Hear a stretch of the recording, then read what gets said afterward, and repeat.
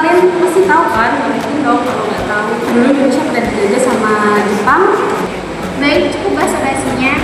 Di video ini kami akan menjelaskan kembali tentang penjajahan zaman Jepang yang mencakup empat mapel, yaitu sejarah, ekonomi bisnis, PKN, dan PKK. Tema kerja paksa dan berjudul Suara dari Tanah Terjajah. Topik pertama akan dijelaskan oleh Desi Guna. Topik kedua akan dijelaskan oleh Febri Rizkalaki. Dan topik terakhir dijelaskan oleh Dewi Sakti.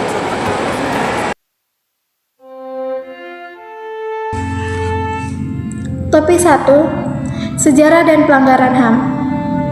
Pada tahun 1942, tanah air kita dijajah oleh Jepang. Mereka datang bukan membawa kemerdekaan, tapi penderitaan. Mereka bilang kita saudara tua, tapi kenyataan kita dijadikan budak. Rakyat Indonesia dipaksa kerja paksa yang disebut Robusa. Mereka disuruh membangun rel kereta api, jalan, dan benteng perang. Tanpa upah, tanpa makanan yang cukup. Banyak dari mereka yang tak pernah kembali ke rumah. Dan perempuan-perempuan pada zaman itu dipaksa menjadi budak seks atau yang disebut Jugun in Yanfu. Mereka kehilangan kehormatan, kehilangan kehidupannya. Dan inilah pelanggaran HAM yang sangat kejam dalam bangsa kita. Topik kedua membahas tentang krisis ekonomi dan penderitaan rakyat.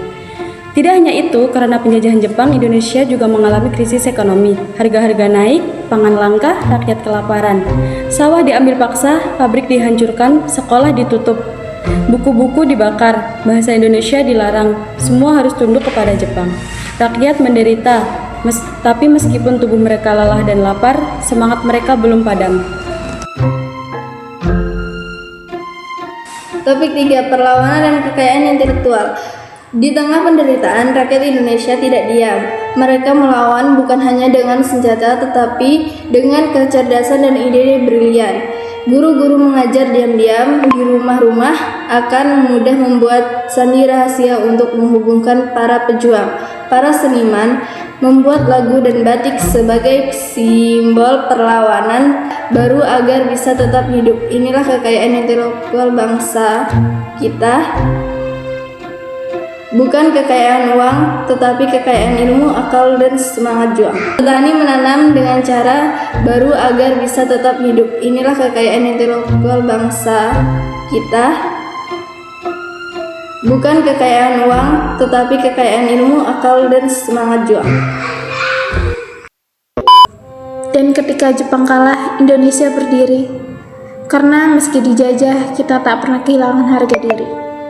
Kita dijajah, Kita disiksa, Tapi kita tidak pernah menyerah. Karena selama kita punya semangat dan akal merdeka, kita tidak akan pernah kalah. Sekian itu tadi materi yang kita